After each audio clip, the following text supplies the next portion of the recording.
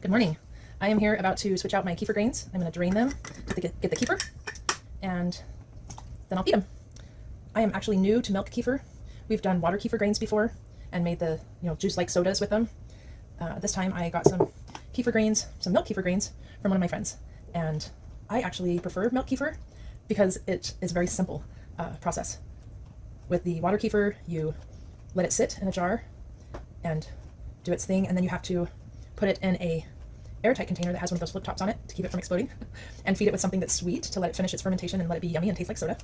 I find life a lot more busy right now, so with milk kefir grains, you don't have quite the long process. You can, after you're done putting them in here and letting them go for about 12 hours, you can take this kefir that's in my bowl and put it in another jar with some fruit and let it sit for another 2 to 5 hours. I'm still learning, but I haven't put the berries or the fruit. The orange or the lemon peels work really well. Blueberries are supposed to work really well.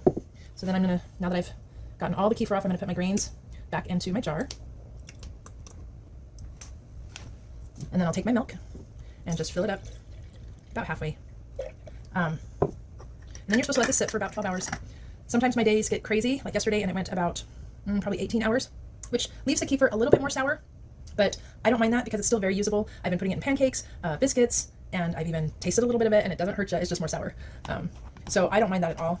I have been collecting yesterday's batch, and today's batch are actually going to go into a smoothie for my kids today after school. So I'm gonna probably put some blueberries and some bananas with it and blend it right up and give them a yummy treat that's got the good stuff for their gut in it, lots of good probiotics and prebiotics, and I'm really excited about that.